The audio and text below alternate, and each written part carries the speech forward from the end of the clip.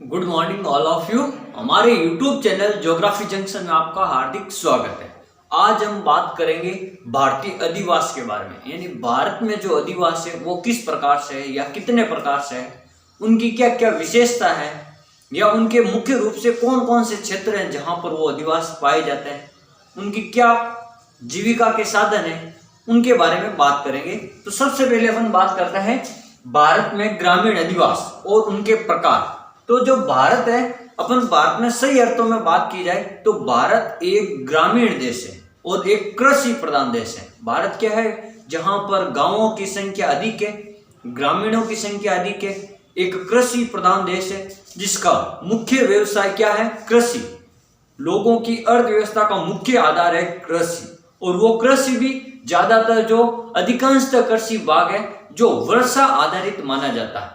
इसलिए भारत की जो कृषि है या मानसून को अपन क्या कहते हैं, यानी भारत की कृषि या मानसून को अपन कहते हैं जुआ। भारत की कृषि को क्या कहते हैं, मानसून का जुआ। फिर अपन बात करते हैं कि भारत सही अर्थों में एक ग्रामीणों का देश है, यानी जो गांव में रहने वाले लोगों उनका देश है।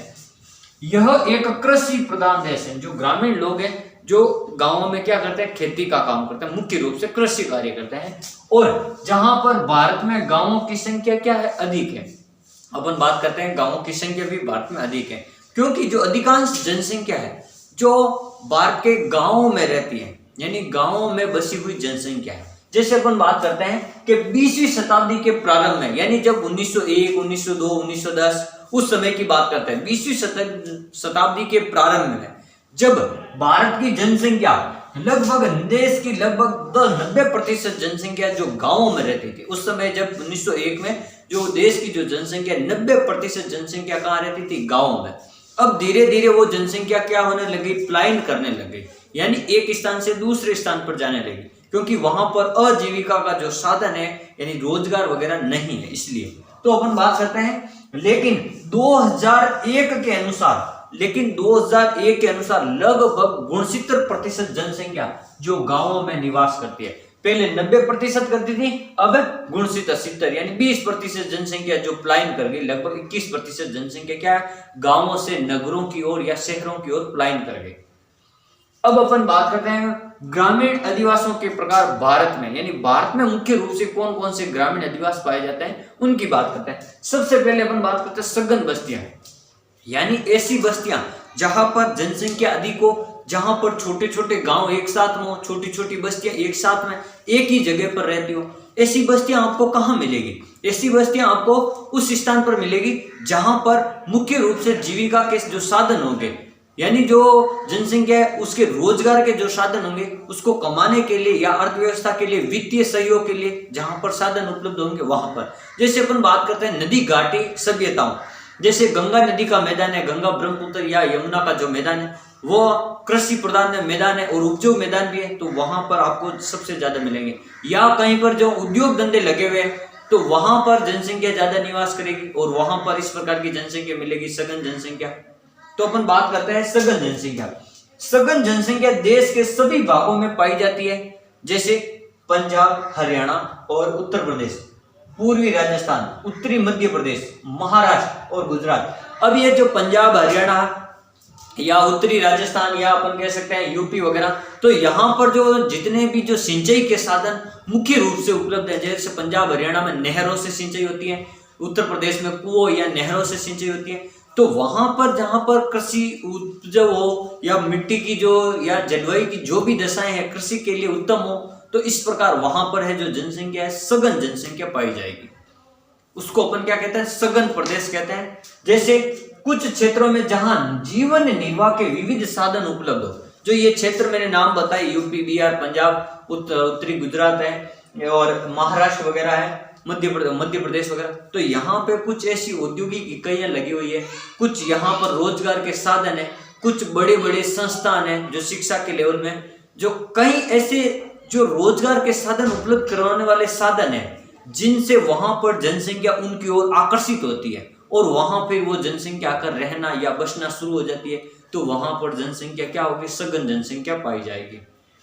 जैसे सतलज व गंगा यमुना के मैदानी भाग में, ठीक है, वहां पर अब जहां जनसंख्या अधिक होगी वहां पर क्या होगी, वहां पर बड़ी बड़ी मार्केट होंगे, बड़ी बड़ी दुकानें होंगी, वहां पर महाविद्यालय या विद्यालय होंगे, वहां पर संचार के साधन होंगे, वहां पर परिवहन के साधन होंगे, वहां पर शिक्षा के उच्च साधन होंगे, यानी बड़े बड़े संस्थान होंगे, बड़े बड़े इंस्टीट्यूट होंगे, और वहां पर अपन कहते हैं जो चिकित्सकीय सुविधा है वो भी वहां पर ज्यादा होगी, यानी सारी सुविधाएं वहां पर फिर धीरे धीरे ज्यादा होंगी, क्योंकि सघन जनसंख्या ज्यादा है, वहां पर खपत या उपभोग भी सभी वस्तुओं का अधिक होगा, इसलिए।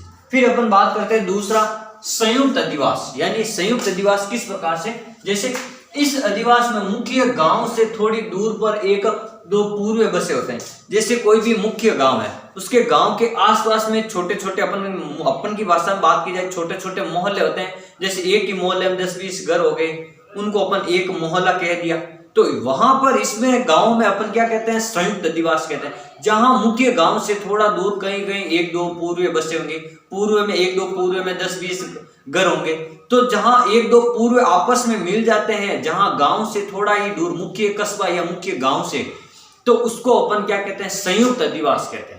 क्या कहते हैं, संयुक्त अधिवास। जैसे अपन बात कर रहे हैं कि इस अधिवास में मुख्य गांव से थोड़ी थोड़ी दूर पर एक दो पूर्व बसे होते हैं, एक दो पूर्व लगभग 20-30 गांव, और इन पूर्वों से मिलकर ही क्या बनता है, एक गांव बनता है। क्या बनता है, एक गांव। और ऐसी बस्तियां ही संयुक्त अधिवास कहलाती है। ऐसी बस्तियां क्या कहलाती है, संयुक्त अधिवास। जैसे 2-4 पूर्व मिल गए, एक गांव बन गया, उसको अपन क्या कह दिया, संयुक्त अधिवास कह दिया। जैसे गंगा के मैदान में ऐसे सैकड़ों गांव है, ऐसे कई गांव है संयुक्त बस्तियों वाले। जैसे डॉक्टर RLC ने ऐसी बस्तियों को अर्धसघन बस्तियां भी कहता है, यानी इनसे थोड़ी सी कम जनसंख्या यहाँ होगी। इनको सघन कहा तो इनको अर्धसघन कहा था डॉक्टर RLC है द्वारा। फिर अपन बात करते हैं अपखंडित अधिवास।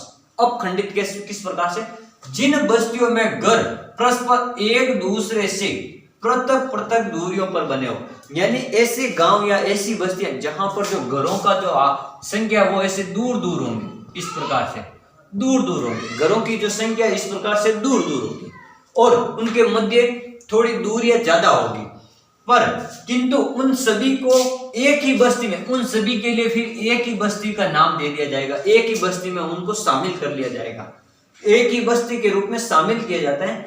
यह अपखंडित अधिवास कहलाता है। क्या कहलाता है, गांव या जो बस्तियां होगी वो तो अधिवास तो दूर होंगे, लेकिन फिर भी उनको एक ही बस्ती में रखता है, इसलिए उनको क्या कहते हैं, अपखंडित अधिवास कहते हैं। और ये कहाँ क्षेत्र है, जैसे पश्चिम बंगाल का डेल्टा क्षेत्र, जो पश्चिम बंगाल में गंगा नदी का डेल्टा क्षेत्र है, फिर गंगा और घाघरा नदी का दो आब क्षेत्र, यानी दो नदियों का जो, जैसे ये नदी है और ये नदी, इनके बीच का जो उपजाऊ मैदान होता है उसको अपन क्या कहते हैं, दो आब मैदान या दो आब क्षेत्र कहते हैं। फिर अपन बात करते हैं पश्चिम बंगाल के बलिया एक क्षेत्र है, तो उस बलिया क्षेत्र के पश्चिम में, फिर ऊपरी जमुना या ऊपरी गंगा के बेसिन वाले क्षेत्र जहां बाढ़ ग्रस्त हो, जहां बाढ़ आती हो, जहां मैदानों में। फिर अपन बात करते हैं जैसे सहारनपुर क्षेत्र है, अंबाला क्षेत्र है, बिजनौर क्षेत्र है, रामपुर है, पीलीभीत है और देहरादून घाटी है। यहाँ पर आपको क्या मिलेंगे, अपखंडित अधिवास मिलेंगे, जहां पर घरों की संख्या या घरों के मध्य दूरियां तो होगी, लेकिन उन घरों को एक ही फिर क्या करेंगे, एक बड़ी बस्ती के रूप में उनको एक ही बस्ती के रूप में शामिल करेंगे। उनको अपन क्या कहते हैं, अपखंडित अधिवास कहते हैं। जैसे मैंने कुछ क्षेत्रों के नाम आपको बताई। फिर अपन बात करते हैं प्रकीर्ण या एकांकी अधिवास। अब प्रकीर्ण का मतलब आप सभी जानते हो, या एकांकी अधिवास का, यानी ऐसे घर जो दूर तक एकक ही घर हो, यानी उनके मध्य दूरियां थोड़ी ज्यादा हो, यानी अपन कह सकते हैं उनके मध्य गैप ज्यादा हो। एक खेत, जैसे खेतों में बने हुए घर होते हैं, जो एक खेत में घर बना दिया, फिर 2-3 किलोमीटर दूर या 1 किलोमीटर दूर फिर एक घर बना दूसरे खेत में, फिर दूसरे खेत में, तो इस प्रकार उनके मध्य की जो दूरियां क्या होती है, बहुत ही ज्यादा होती है। जैसे अपन बात करते हैं, ये जो क्षेत्र है, जो प्रकीर्ण या जो एकांकी अधिवास होता है, ये मुख्य रूप से उन क्षेत्रों में पाए जाते हैं जहां पर जैसे अपन बात करते हैं पहाड़ी इलाका हो, या अपन कह सकते हैं पठारी इलाका हो, या अपन कह सकते हैं दलदली क्षेत्र हो, तो एक वहां पर घर बसा हुआ, एक इतना दूर घर बसा हुआ, दलदली क्षेत्र हो, या निम्न भूमि क्षेत्र हो, या अनुपजाऊ प्रकार की जो मिट्टी का क्षेत्र होता है, जो मरुस्थलीय प्रकार की मिट्टी का क्षेत्र होता है, वहां मरुस्थलों में दूर तक घर बसे हुए होते हैं। इस प्रकार अपन बात करते हैं, जैसे देखो ऊंचे क्षेत्र वाले पर्वतीय यानी जहां पर्वतों के ऊंचे ऊंचे क्षेत्र हो या पहाड़ी क्षेत्र हो या घर जो खेतों में बसे हो, दूर दूर बसे हो। अब एक खेत यहाँ पर और दूसरा खेत यहाँ पर, यहाँ अब घर है, यहाँ घर है, यहाँ तीसरा खेत, तो इस प्रकार ये दूर दूर खेतों में घर बने हुए हो।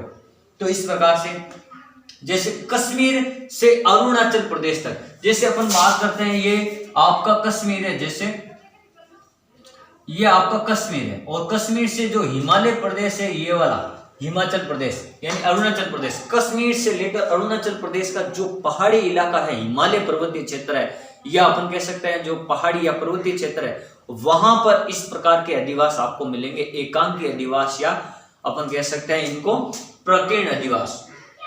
फिर मालवा के पठार यानी पश्चिम में मालवा के पठार, केरल की उच्च भूमि, असम के वनों में यानी जो वन क्षेत्र होते हैं वहां पर दूर दूर होते हैं, या बिहार, यूपी, पश्चिम बंगाल, या अपन कह सकते हैं बाढ़ व दलदली क्षेत्रों में, जैसे सुंदरवन का डेल्टा है जहाँ बाढ़ग्रस्त क्षेत्र है, जैसे कोसी नदी का बाढ़ग्रस्त क्षेत्र है, दामोदर नदी है, महानदी है, इनके बाढ़ग्रस्त क्षेत्र है, वहां पर भी क्या हो कि आपको जनसंख्या दूर दूर या आदिवासी जो दूर दूर मिलेंगे।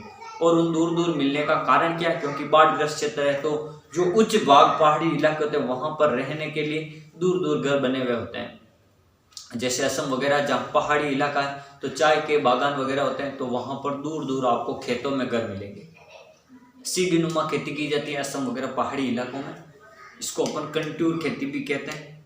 तो इस प्रकार से इस प्रकार आज हमने मुख्य रूप से पढ़ा कि भारत के संदर्भ में ग्रामीण अधिवास जैसे 4 प्रकार से होता है। एक होता है सघन, जहां पर अगर मान लो साधारणतः भाषा में बात की जाए तो सघन का मतलब जहां पर बिल्कुल पास पास में घर, बिल्कुल पास पास में, वो हो गया सघन। और इसका जो संयुक्त अधिवास को RLC ने अर्ध सघन का, इसका मतलब थोड़े दूर दूर घर होंगे, थोड़े क्या होंगे, दूर दूर घर होंगे। फिर अपन के बात करते हैं अखंडित अधिवास, यानी घर तो दूर दूर होंगे लेकिन उनको एक ही बस्ती में शामिल किया जाएगा, एक ही पूर्वा या एक ही गांव में शामिल किया जाएगा, तो उसको कहते हैं अपखंडित, यानी खंडित नहीं है, दूर दूर है लेकिन उनको अलग नहीं किया जा सकता, उनको एक ही बस्ती में रखा जाएगा। फिर प्रकीर्ण का मतलब होता है दूर दूर है और उनको अलग अलग रखा जाएगा, दूर दूर है इसलिए उनको अलग अलग रखा जाएगा। इस प्रकार के अधिवास को अपन क्या कहते हैं, एकांकी अधिवास कहते हैं, सामान्य भाषा। Thank you.